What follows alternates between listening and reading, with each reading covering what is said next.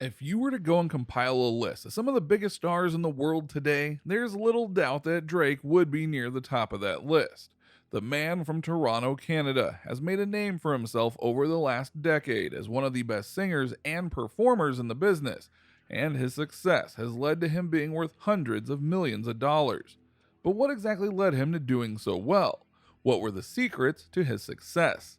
Allow us to break down how Drake became the world's biggest artist. Be sure to like the video and subscribe to the channel. Number 8. Humble Beginnings. We've all seen stories of young stars growing up to be legends in their industry and yet not exactly being the best people ever. But for Drake, that's mostly not the case, because when he was growing up, he was as basic as you could be for a very long time. You see, his father left him and his mother to go and pursue his own music career. It wouldn't pan out for the record, and that left the two in dire straits. But eventually, Drake got a major break via becoming an actor on the show Degrassi: The Next Generation. The show allowed him to not just get the money to help out him and his mom, but it also helped him get prepared for what was going to come next in his life. Because performing on TV is not that much different from performing in front of an audience on a stage or even shooting a music video. After he went and did his Degrassi stint, which was over 100 episodes and is something that he treasures to this day, he went and got himself onto the rap hip-hop scene, and things took off from there. Number 7. He's really good at what he does. We can't state this enough because sometimes it honestly gets lost in the fold, mainly that Drake really is good at doing songs, while some have been more than happy to claim that he is a ghostwriter, which he vehemently denies. Drake has shown time and time again that he not only knows his skills, he knows how to go and make songs to get people talking, get people dancing, and then some. There are musicians out there that just know how to get things done, and Drake is one of them. A great piece of proof to this is that by the end of 2020, he's had well over 200 tracks that were on the charts in some form. Not all of them were number ones, to be clear, but it's still impressive nonetheless.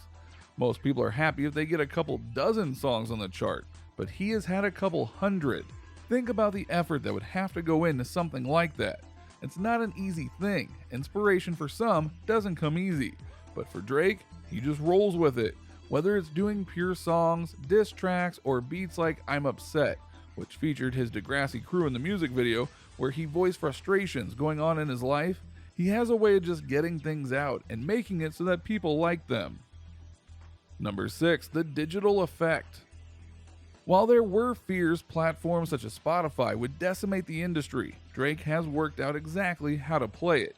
The more songs you have, the more streams. The more streams, the more plentiful the chart positions. The more number ones, the more attention and acclaim you gain, and the higher your fee for touring and collaboration climbs. Every time he releases a record, you can expect to see most, if not all of a Drake album throughout the top 40. If he's not releasing his own records, he can be found on any one of his famous friends' hits. Drake is so savvy about streaming that in 2017, he decided not to release an album per se, but a playlist. That idea didn't particularly catch on, but More Life was so successful it broke previous records set by, well, Drake. On its first day of release, Apple Music reported that More Life was played 89.9 million times in 24 hours. He was also among the first to jump over to the gaming world, breaking more records by working with the platform Twitch, with more than 500,000 people tuning in to watch Drake play Fortnite in 2018 alongside Twitch legend Ninja. And this actually leads to another thing that Drake is good at. Number 5. Making the memes. If you go onto the internet, you're going to see memes. Some of them are big, some of them are small, but a lot of them have to do with Drake if you know what to look for. We all know the classic Drake doesn't like, Drake likes meme that has been used forever, and if you really dive into them, Drake has a lot of memes about him, intentional or not. Music fans note that Drake is one of the most memeable people out there, and he's okay with that. He's even gone on and used memes to go and promote his songs. He had an ACL injury one time that got memed into an actual Twitter account. Most celebrities would think that being memed is an insult to them, but Drake, he sees it as an opportunity, and that speaks volumes right there. Number 4. Rivalries.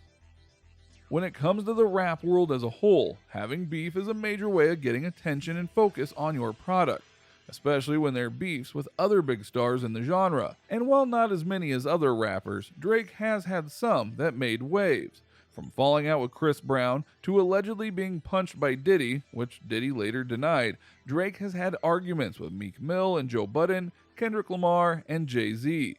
A long-running tension with Kanye West culminated in 2018 with the revelation via Pusha T that Drake had recently fathered a son. And then, of course, there was the infamous phone call that led to a 3-hour Twitter rant by Kanye. So, yeah, that happened. Drake has used these beefs to get more attention to his songs, especially when it came to the Kanye beef. So when a situation comes his way, he knows how to use it.